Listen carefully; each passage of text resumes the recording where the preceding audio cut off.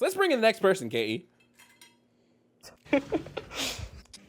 Hello, what's your age?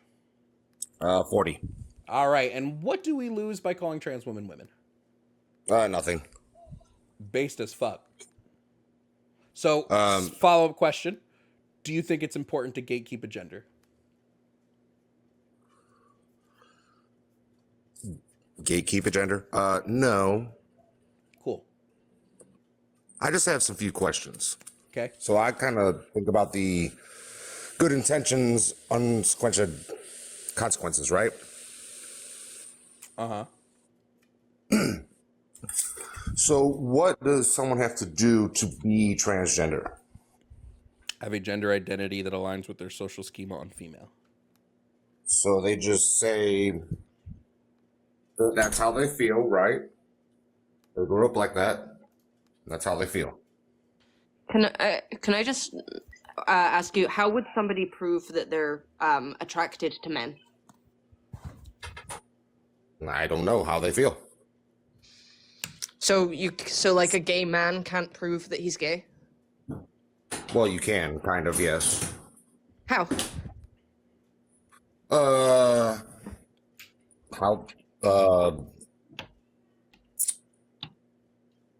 I'm sure getting- he could do certain, he could act in certain getting ways. Or excited he could, around like, the engage same in certain sex, I behaviors. guess. Sorry? I'm assuming that they have arousal around the same gender. Right, but generally in public, people don't, show the main physical aspect of being aroused, right? Yeah, I can be attracted. I can look at a woman and go, she's attracted, but not without getting aroused. Yeah. Well, you would be aroused, but that's all right. Wait, what do you think it means to be aroused? Adrenaline, butterflies in the stomach, longing gaze. Wouldn't. I think we're talking about aroused. I think when you say aroused, you mean attracted. And we But, mean like, sexual arousal. So there's Sure. just a difference in the way we're using the words. Yeah. So the thing is that people can display certain behaviors to show that they are attracted to someone, but realistically, attraction is just a neurological process that occurs, within the brain that you're not going to be able to see. I agree. So You can see it if you, like you said, you do like brain scans and stuff like that. yeah, which is the same with gender identity. You can see it if you do brain scans. So my only question is this, really. This is the only one that I kind of think about. Did y'all see the one with the flight attendant and there was a woman or a man, trans man, and the flight attendant wanted to kick them off the plane because the seat was assigned to two females and she was saying that she was a male. Huh? It was a video that came out maybe about a month or half ago or so. Is the video of like a flight attendant reading a tablet and then like talking into a phone? Yeah, he's got a blonde ponytail. It was staged. I'm really looking. Okay. Video shows staged pronoun argument with flight attendant, not real. Okay, well, the video is moot, really, to be on the point. My question is, if someone is not presenting as a male or female or man or woman, whatever, what would have happened had this not been staged? She had taken legal action, lost. Where would you have incarcerated What would she have person? taken legal action against? Like there was no law broken. No, like the flight, public endangerment, getting kicked out of flight. You can get charged with public endangerment. Wait, so I have to come up with a reason why if a staged thing had happened, if a trans person freaked out on a flight, the same thing if a cis person freaks out on a flight. Is all you're asking, should a trans woman go to a women's prison or a men's prison? 'Cause you can just ask that. Yeah. Okay, well, we have like a lot of safety processes for those kind of cases, right? So when a trans person goes to prison, they have to have some kind of evidence that they have been living as their gender identity for, I don't know the exact period of time, but they have to show some kind of evidence. Usually they have to show some kind of evidence of like therapy, having been to therapy of some sort. They also get placed into isolation when they're first put into whichever prison they go to first. They get placed into isolation until they can determine which prison is going to be safest for both them and the other people within it. Well, I don't. When you say safest, what does that mean? Well, a trans The woman, for just really quickly, a trans woman who fully identifies, who fully presents, who fully does all of that as a woman is going to be in more danger in a male prison because she's more likely to be assaulted by the males in said prison. Trans women in Right. general are more likely to experience gender violence. What about trans men? That's what I'm asking. Same thing. So you're saying that a trans man is not a real man. Huh? Excuse me? If you say that they are more susceptible to violence as a trans man in a male prison, I'm asking No, in why. a female prison. I'm not talking about females. No, I said I already a know. trans man is more susceptible to violence in a female prison, not a male prison. A trans man, so a born biological female is more susceptible to violence in a Yes. female prison? Yes. At least that's what the data shows us currently, yes. I know you can't. Huh? I know you can't think that. Yeah. Okay. Thank you. Can you possibly cite that source of data you have? Yeah, hold on.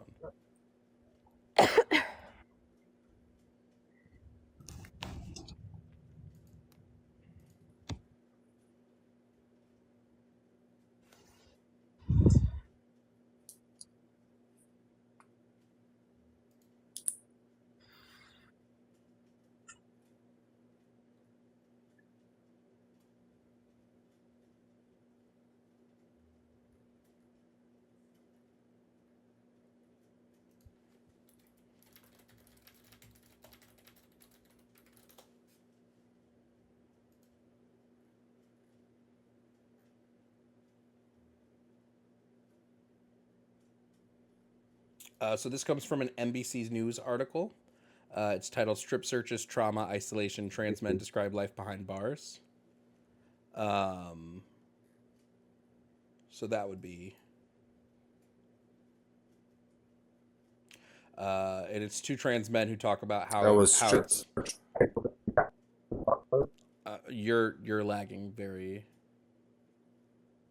like a lot. Sorry.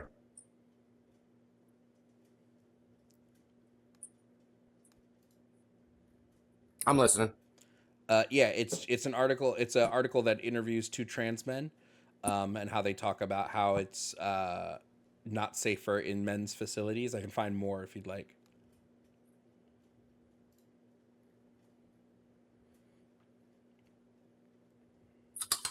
No, you're good.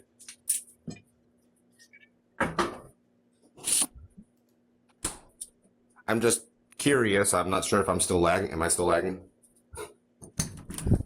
How you think a person with a person with a, as Jake said, a vagina and breasts in a prison full of males is more safe than a trans man in prison with females? Because females also assault them. I understand that assault happens in prison. Just it's gonna be a little wrap around my brain to think that aggressive males are safer than aggressive females. Wait. Okay, hold on. Do you think that, for instance, when we look at like male prisons, right? Do we think that? Actually, here's a better question. Do you think men are oftentimes what's the word I want to use? How often do you think men are turning gay in prison? That's the question I'll ask. Probably almost none. Okay. So you recognize that trans men are going to look like the sex that these men don't want to have sex with. No. See, like I said, I will look at that video again as debunked, but that trans male that was portrayed did not look like a effeminate man. Yes, because it wasn't a real trans man. Oh, I understand. So that wouldn't shock me. I have seen people on this app that have said that they are trans men and they clearly present as female. Do you think those are the ones that are going to prison? I don't know. Anybody can go to prison. That's subjective. Okay, where do you think trans men should go? Like, what prison do you think they should be in?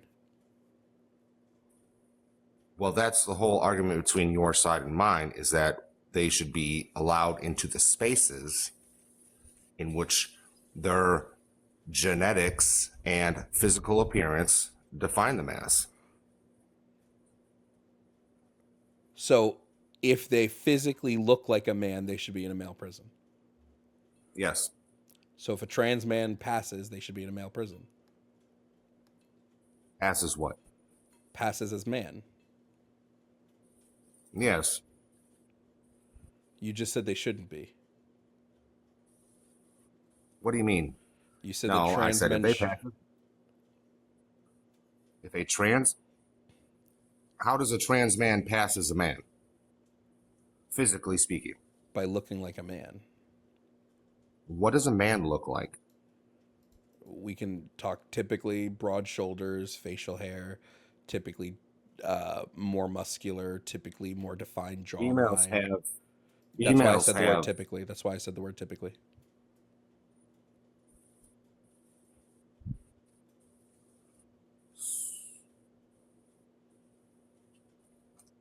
That defeats your whole argument. No, it doesn't. Because if you're taking a small subset and defining that as the majority, I'm not. That's why I said typically. I'm not making any normative claims here. I'm saying that typically this is phenotypically what men look like, right? At least in our society. You're the one who said that they should go into the prison based on how they look. So like a trans woman should be in the woman's prison if she looks like a woman. yes, physically, if she looks like a woman, sure, why not?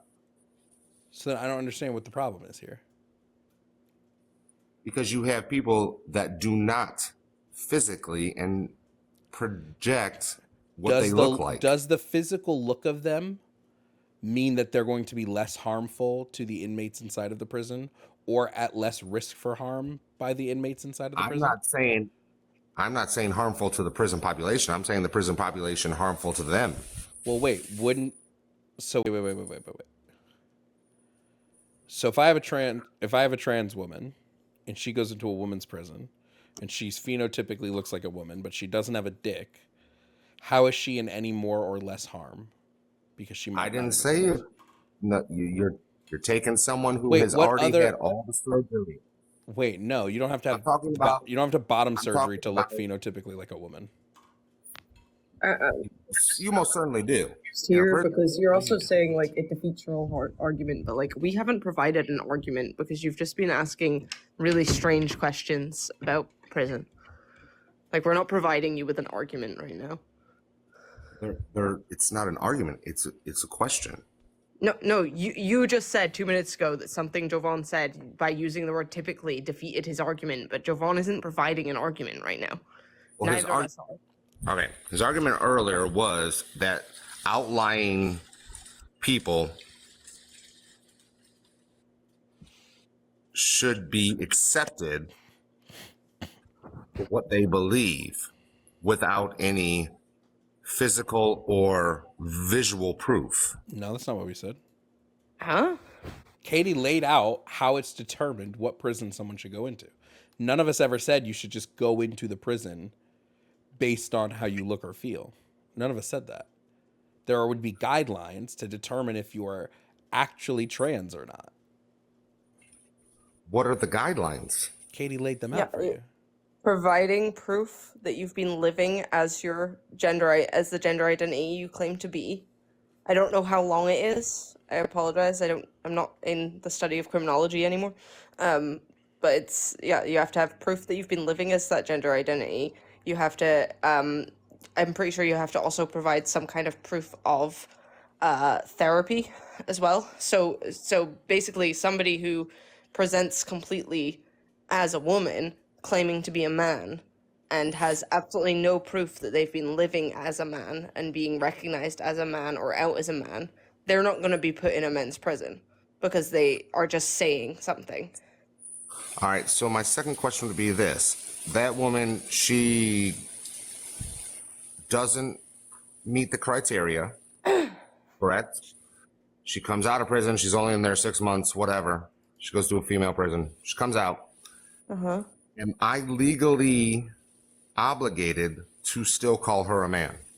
There's no legal obligation to call anyone anything. Okay, well then I'm fine with all your arguments. As long as I'm not legally obligated, There's never been a legal obligation. Like, but there is a push for legal obligation. No, there's not. no, there isn't. Where? No one. Wait, we literally have a thing in America called freedom of speech. You can't be your speech cannot be legally compelled. Save for like threats or like words of harm or something like that. But this wouldn't be words of harm. So I'm gonna have What are they to called? Fighting words or something look like that. this one up. I But feel I like do this believe- is a misconception that happened because of one news article about this dad. There was a news article that headlined that this father was being put in prison or had been arrested for misgendering his child. That wasn't true. He was arrested because he was consistently talking about the case He violated because a there court was order. already a case for neglect. Well, Well, wasn't so even I that. was asked- There's a court order that told him that he couldn't share information about the Information. case, medical information about his child outside of the courtroom, and he went on a podcast and shared all of that stuff and basically doxed his wife. Was the Texas case, right? No, this one was in Canada.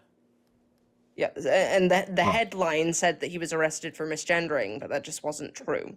Like, there's no law about misgendering. So I would have to delve a little further. Was there not a professor that was let go from his college? Are you talking about Jordan Peterson? No, not Jordan Pearson. This was another one.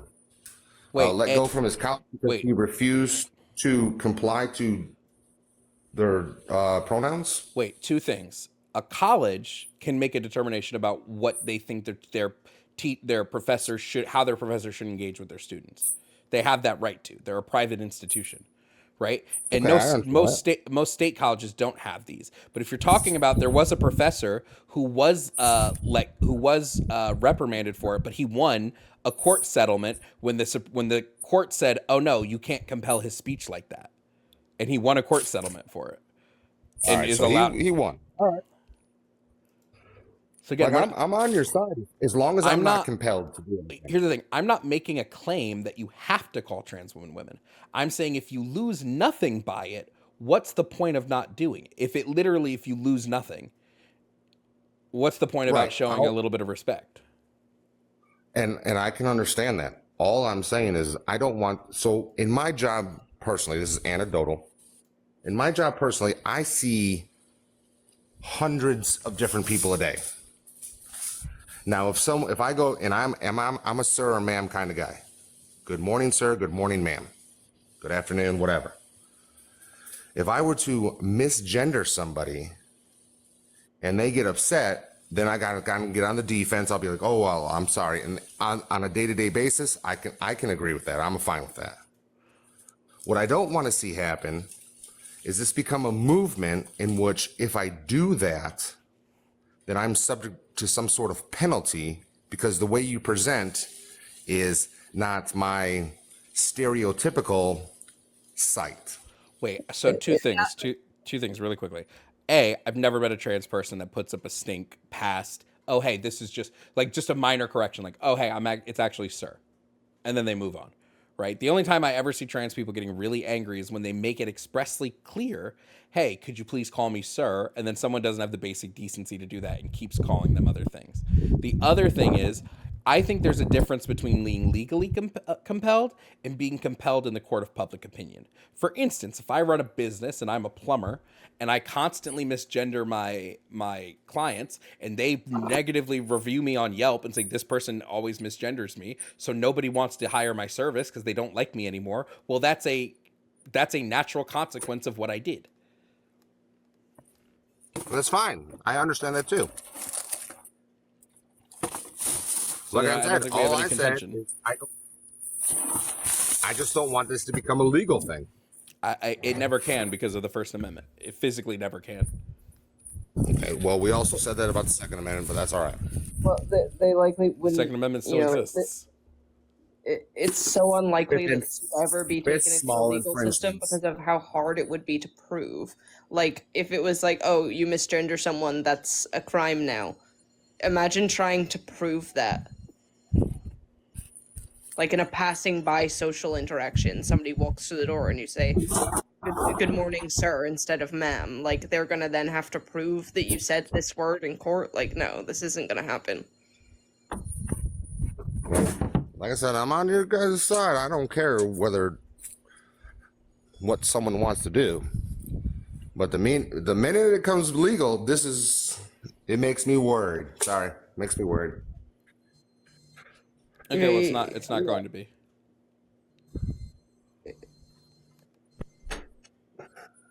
Was there anything else? No, that'll be it. Okay. No All right, problem. well, I appreciate your time.